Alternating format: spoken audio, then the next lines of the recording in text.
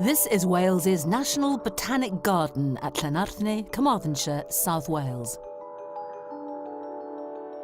The garden's iconic glasshouse is a recognised landmark, and with its botanical specimens from all over the world, it draws thousands of visitors every year.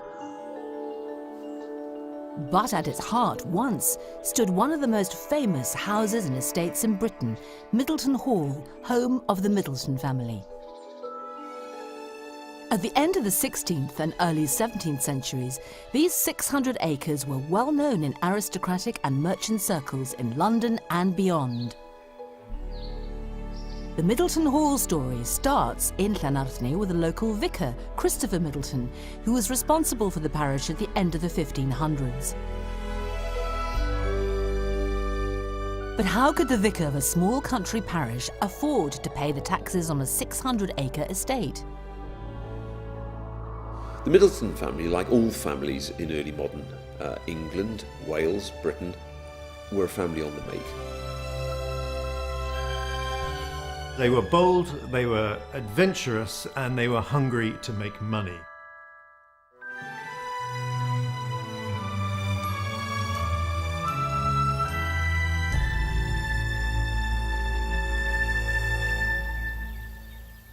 These days, the great glass house is the commanding feature of the garden, but back in the 1600s, things were very different.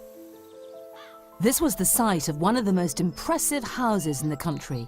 Middleton Hall was built by the Middleton family during the early 1600s and stood as a symbol of the power and wealth bestowed upon a family of county sheriffs and successful businessmen who were held in high regard locally and in London society. But who were the Middletons, and how did they acquire their fame and fortune? To find the answer, we must travel north to northeast Wales and the English-Welsh border. We can trace the Middleton family history back to Rhyd Vladydd, a Welsh warlord who presided over northeast Wales during the 13th century. The Middleton name, spelt with a Y, was acquired through the marriage of his descendant, Rhyd ap Dafydd, to Cecily Middleton at the start of the 15th century. While one branch of the family became established in North Wales and London, their cousins became established in Carmarthenshire. The family lived in Denbigh in North Wales.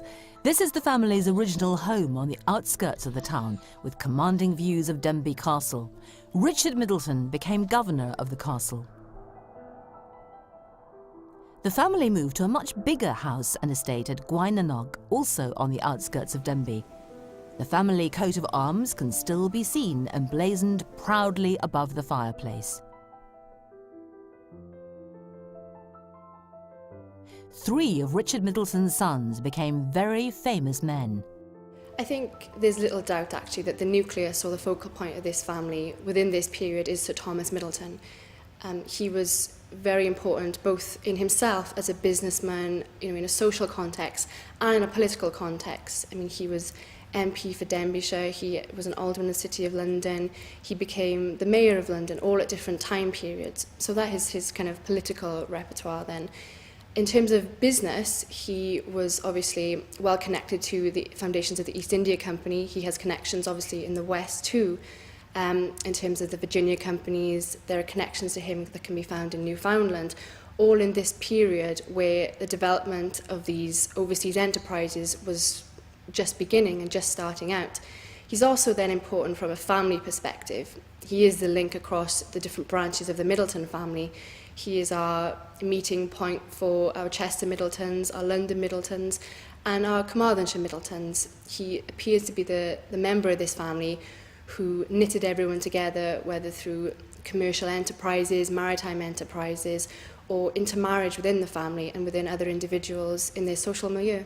As far as William Middleton is concerned, that he was a colourful character. He was a poet and a writer, often in Welsh, and he had his works published by his brother Sir Thomas. He was also a notable seaman, and he travelled to the West Indies and was involved with other countries like the Spanish. He was a contemporary of Sir Walter Raleigh and is most notably kind of remembered as being one of the first men to be seen smoking tobacco in public outside his brother Sir Hugh's business address in London. And Sir Hugh was also the same kind of colourful character. He was a goldsmith to Elizabeth I and supplied jewels for James I's wife. He is also most well remembered for bringing the new river company to London, which allowed fresh water supply to the city. Sir Hugh Middleton became known as the Welshman who quenched the thirst of thousands of Londoners. The new river was constructed between 1608 and 1613 and was originally some 38 miles long. His brother, Sir Thomas, was also involved and part financed the project. The new river is still in use today, and a stretch of it can be seen running through Finsbury Park in London.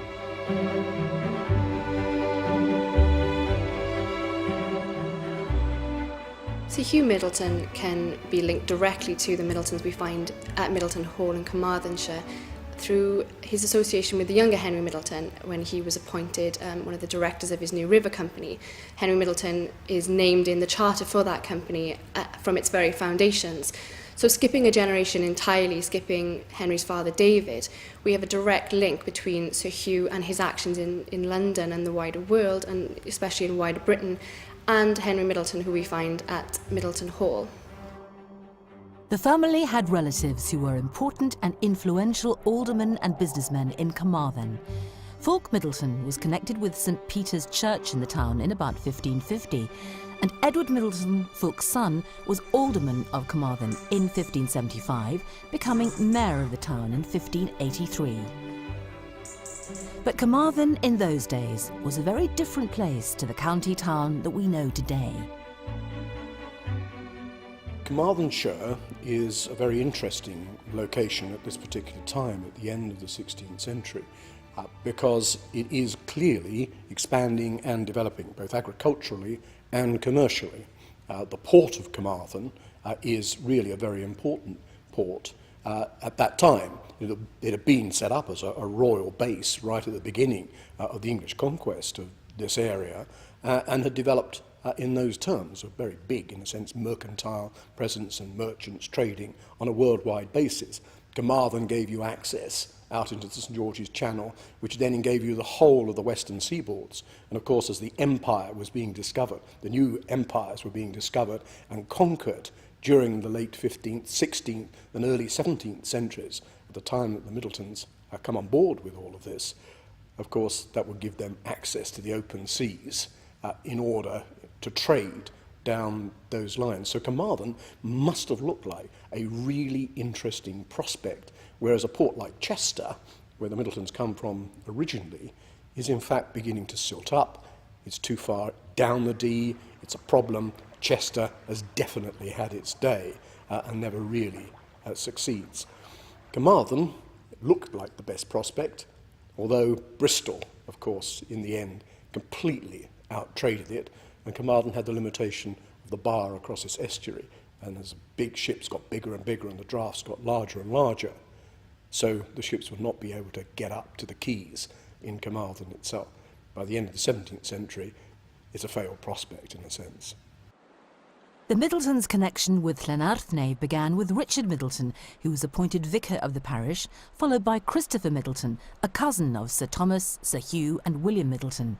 He quickly made a big impression locally by becoming one of the biggest landholders in the area, paying a land fee for 600 acres to the duchy. There's a narrative that we can tentatively put together, and this starts really with the appointment of a Christopher Middleton as the vicar of Carmarthenshire in around the 1580s, and he was there until at least, say, 1616. And the kind of hypothesized narrative then is that he would have acted as a landholder and a freeholder and would have managed his brothers who were off with the East India Company, managed their affairs in Carmarthenshire and held the land until the younger Henry Middleton would have come of age. It's then thought that Henry Middleton, through the money he would have gotten from his father, his uncle, and his other numerous business connections, through his wife, who was of Vaughan, would have built the estate in the first half of the 17th century. The Middletons, when they arrived and started, in a sense, creating this new landscape for themselves and for their new status, were actually building on a medieval landscape. And that's one of the most intriguing questions that we have, in fact, is that there are surviving remains which look as though they belong to a medieval antecedent for it all, a great house, together with even a small parkland maybe of the later Middle Ages. So when the Middletons come along, in a sense, they're building their new status on the old status and looking to upgrade it in the most modern fashion that they can possibly find. So where did the money come from?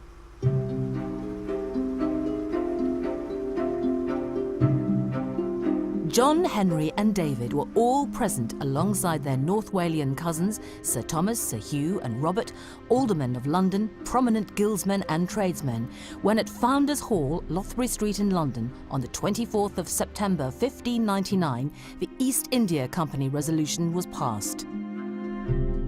The most remarkable evening, perhaps, was in the autumn of 1599, when the merchant adventurers of London and of all of England got together in Lothbury Street in London to found the East India Company. And it must have been an absolutely extraordinary meeting there, because you have these grand gentlemen adventurers dressed in their finery, but also the sea dogs who are going to undertake these voyages with rings in their ears and, you know, salt in their hair.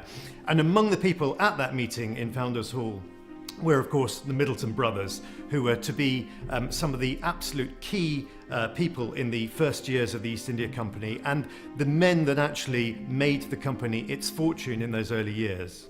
Of course, men like the Middleton were not just freelance traders, they were operating with the full support and backing of the king, who wanted to expand English trade overseas. The East India Company grew from very small beginnings. It originated as an attempt to trade with Indonesia, the Spice Islands, but over time, 250-year life cycle, it grew into something very different. It became the vehicle for British imperialism in India. It laid the foundations for the Raj and the British Empire that grew out of that. So in a sense, the Middletons are the foundation layers of an enterprise that became much more significant than being just a trading operation. They were bold, they were adventurous, and they were hungry to make money. And they were prepared to go anywhere in the world and undergo any risk if they could come back with sackloads of spice, which they could then transfer into money.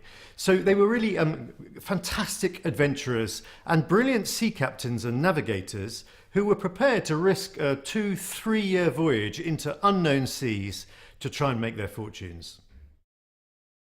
In the 17th century, there was a huge demand for spices.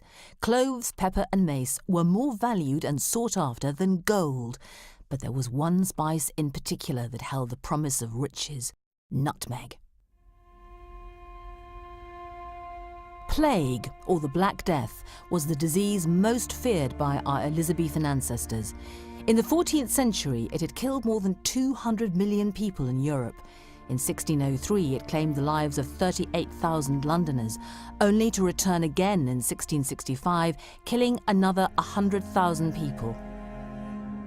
The disease was carried by fleas that lived on black rats. As the rats died, the fleas went looking for new hosts to infest. The bacteria would spread as the fleas feasted on the victim's blood. So what role did nutmeg have to play in the devastating story of the plague? In Elizabethan times, and for many years afterwards, no one had any idea what caused the plague. People at the time made a connection between the appearance of the plague with the arrival of unpleasant smells and odours. This was not surprising, as bodies were often left lying and decomposing in the open for a long time before burial. People postulated that the answer to avoiding the disease was to avoid the bad smells.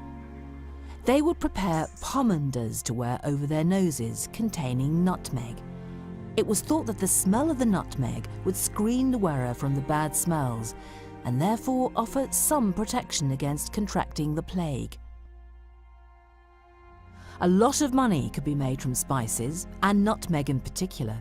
A single bag of nutmeg could set a man up for life, allowing him to buy a house and employ servants for the rest of his days. The source of the nutmeg was a closely guarded secret. The business was extremely risky in the early days. Long, hazardous voyages into uncharted territory, unfamiliar peoples, customs, languages to deal with. And it was a very unpredictable business in terms of the commodities that were procured.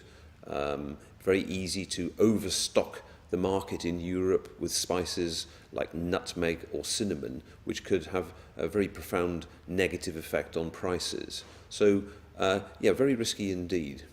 But I think it's clear that they understood that the East India trade from the very beginning was an armed trade. They're entering into very hostile waters, and of course they're in a very deep and profound, ferocious struggle with their European competitors, notably the Portuguese and the Dutch. When the Middletons arrived in these islands, they found that they were not alone. The Dutch had got there first, and the Portuguese as well.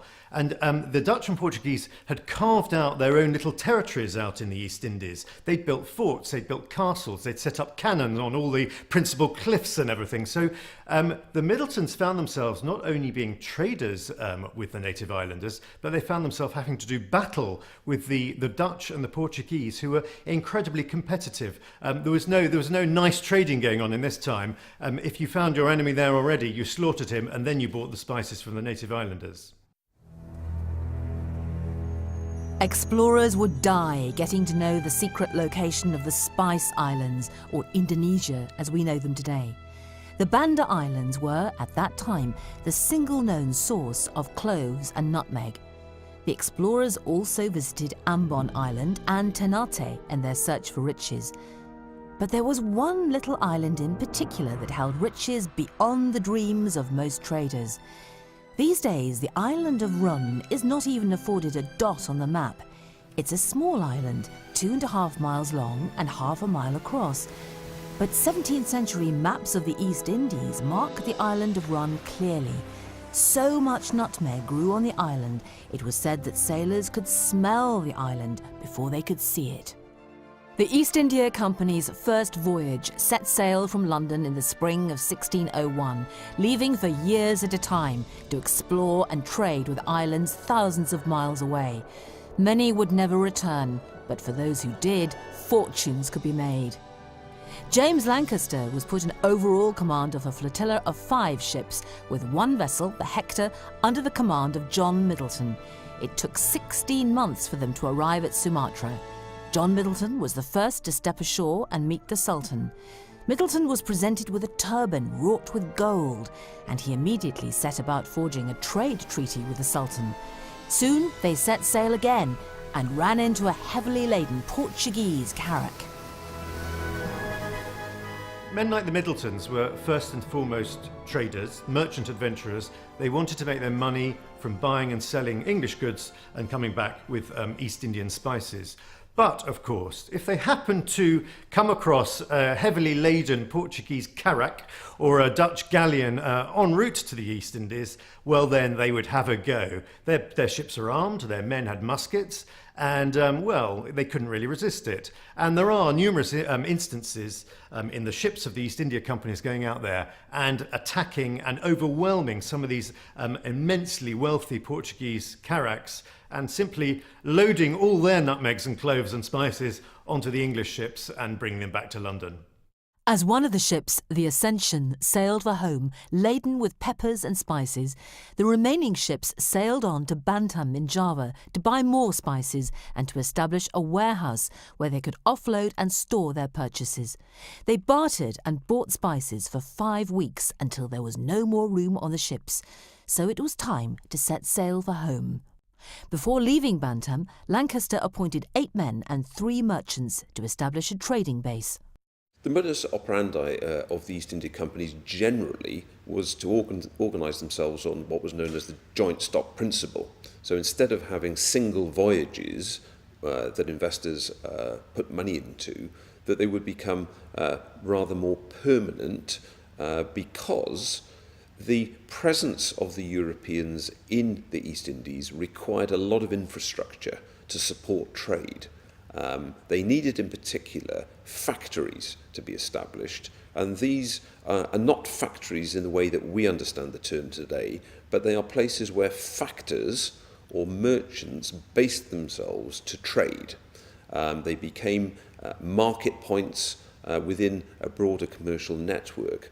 But critically, in a hostile environment, they became armed factories, they became forts. So you would often find the European factory embedded within a fort simply for protection. And these became symbols, if you like, of European intervention into this new world, and they became points of conflict. So the trade is not a benign and peaceful commercial exchange in the way that we see things taking place today. It's an aggressive expression, if you like, of European values, which are very different from those that one would find in the Indian Ocean world. On the 11th of September 1603, Lancaster's fleet arrived back in London, 2 years and 7 months since setting sail from the Thames. The voyage had been an unqualified success. All 5 ships had returned with more than £1 million worth of spices. However, Lancaster had misgivings. He had lost over half his men and one of his dearest friends. John Middleton had been taken ill while on shore at Bantam and died aboard his ship. Lancaster set about planning a second voyage, but he had no intention of leading the expedition. He appointed someone who had sailed under him on the first voyage and had proved honest and trustworthy. 4 ships set sail under the captaincy of Henry Middleton. We know a fair amount about these ships. They were between about 240 and 600 tons, the biggest being the Malice Scourge. What's quite interesting is that when the Malice Scourge was floated out of the dock in which she was being repaired in October 1600, I think it was Tuesday the 11th of October 1600, the company also decided to rename her. They issued an order that henceforth she would be known as the Red Dragon. Whether or not this is something inspired by Henry Middleton's brother John, who was heavily involved in the company, we don't know. If it was a link to Wales. They arrived in Bantam in December 1604, and Henry got straight down to business. The Hector and the Susan were loaded with pepper and dispatched straight back to Britain. With members of his crew dying daily from the bloody flux, a life-threatening form of dysentery, Henry was only too pleased to get ashore again at Ambon Island. Once ashore, Henry discovered that he could not trade with the islanders, as they had already signed an agreement with the Portuguese. In 1610, he was put in charge of the 6th Fleet on their voyage to the Spice Islands. The recently knighted Sir Henry captained the newly built Trades Increase, a 1,100-ton Leviathan launched by the King. The Trades Increase was accompanied by 2 smaller vessels, the Peppercorn and the Darling. The Peppercorn was a smaller vessel, but the Trades Increase was absolutely vast, and it's known that the keel was 114 feet long. That's close on 35 metres, and the breadth of the ship at its widest part, the beam, was 44 feet, about 13.5 metres. So the vessel was absolutely huge. Eventually, the ships were ready to be launched. They evidently opened the floodgates and let the water in. The ship started to float, and then all of a sudden she seems to have stuck halfway. No one had actually worked out that she was too wide to go out through the dock gates. So they had to spend a couple of days quickly demolishing the dock head and eventually got the ship out, which was, apparently the King wasn't very pleased, as you could well imagine.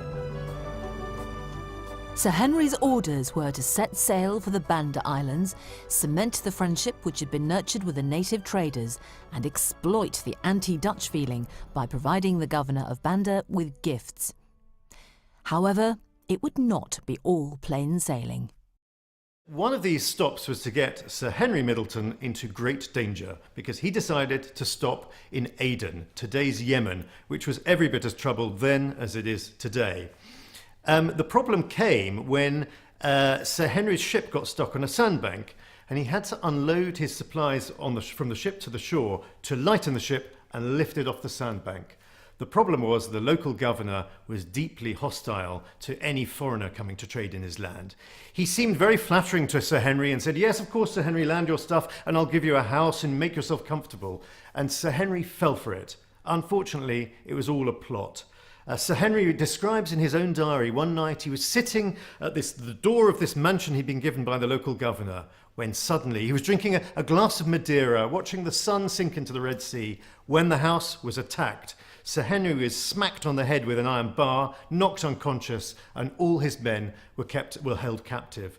And this marked a sort of months and months of terrible captivity in the Arabian Peninsula, which was a terrible time for Sir Henry. Personally, he describes being locked in a dog's kennel, chained to the ground, unable to move, not being fed and watered, or just filthy water given to him. A really, really difficult time for him.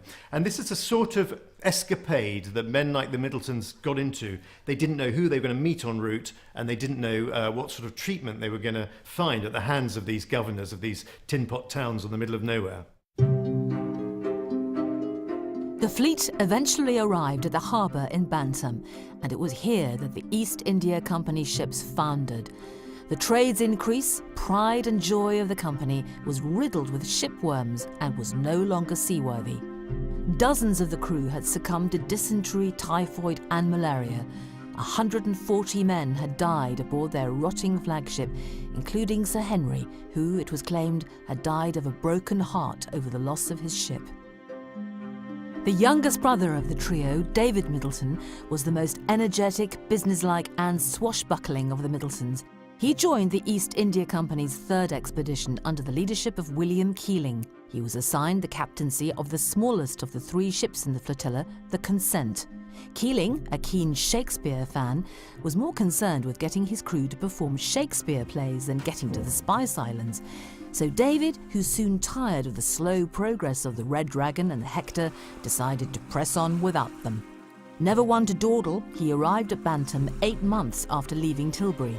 He was warned that any attempt to trade with the Spanish or Portuguese would inflame the Dutch, but David cared little for their threats. He entertained the Spanish and the Portuguese by day, while his men traded with the locals at night. While visiting the outer islands, he was informed of a passing junk with cloves for sale. He bought the entire cargo, and not bothering to travel further to the Bantam Islands to buy nutmeg, he returned to England. Of all the Middletons, I think David Middleton was the most extraordinary, he had the most bravado, if you like. He was the one that would show down the Dutch, challenge them. When he arrived in an archipelago and the Dutch were already there, he'd taunt them, he'd flaunt his cannon at them. He didn't care. He was going to win at all costs. So. And not only did he do that with the Dutch, but with the native islanders as well. He found himself in the most extraordinary situations, having dinners with native chieftains. In one case, he ended up having a dinner in a hut with a native chieftain where the walls and ceilings were decorated with severed human heads. But he seemed to relish this, and when he wrote it down in his diary, his ship's log, he put all these fabulous, colourful details into them. In the autumn of 1609, while William Keeling was sailing away from the Banda Islands on the return leg of the 1607 expedition, David Middleton arrived on his second voyage to the east. On a brief stop at Bantam, he had learned that the situation in the Banda Islands was not good. The Dutch were determined to enforce their trade treaty with the islanders. David saw an opportunity to exploit the Dutch position and sailed brazenly into the harbour. The Dutch governor was affronted and asked David to clarify, was he merchant or a man of war? Middleton's answer was, "I will pay for what I take and defend myself if attacked." Of course, the Dutch had many castles and forts in the Nutmeg Islands, so David Middleton hit upon an idea of simply basing himself on another island and having a sort of shuttle service with a rowing boat, bringing huge quantities of nutmeg and mace to his base, which worked very well. The little Hopewell made 9 voyages laden with nutmeg, earning potentially David Middleton an absolute fortune. But on the 10th voyage, disaster struck. The Hopewell never reappeared, and David began to get very worried and decided to go in search of it. He went out in his own rowing boat to look for it, and there was a storm. And he got completely lost, blown along the coast, and finally struggles into a bay and struggles ashore. But there, even greater dangers await. This is a land of headhunters, of cannibals, who, if they capture him, will roast him alive. David now has this extraordinary adventure where he has to make his way back to his base, overland, forging alligator-strewn rivers, an incredibly dangerous one, avoiding headhunters and cannibals en route. Eventually, after many, many scrapes and adventures, makes it back to his base and discovers to his great relief that the Hopewell has made it safely on its 10th voyage. And at that point, David decides maybe it's time to sail for home, and he sails back to England with one of the most enormous cargoes of spice that was ever brought back to England. David set sail for home, leaving the Dutch to defend themselves against a Bandonese massacre, an uprising which had been encouraged by Middleton's presence and defiance of the Dutch. David Middleton died at sea, drowning off the coast of Madagascar. He had been strongly advised against sailing back in the face of a severe storm, but had learned of the death of his brother Sir Henry and was racing to get back to London. Seeing an opportunity in the Banda Islands, British interests would eventually settle on the island of Run. Years later, the British would exchange the little island of Run for another island owned by the Dutch. That island was on the other side of the world and was called Manhattan. After the deaths of Sir Henry and David, their money passed to David's son, also named Henry. The wills that we have, which are remaining for the three Middleton brothers especially, are really important in getting at their intentions with building Middleton Hall and with establishing a legacy for themselves in Carmarthenshire. We can tell from the information that they leave and the way they kind of manage their bequests, that there is one intended recipient of the majority of the three brothers' wealth, and that is the younger Henry Middleton. They were obviously writing these wills in a very uncertain time. They knew that fortunes were perhaps more guaranteed, but their lives were very much at risk from their overseas voyaging.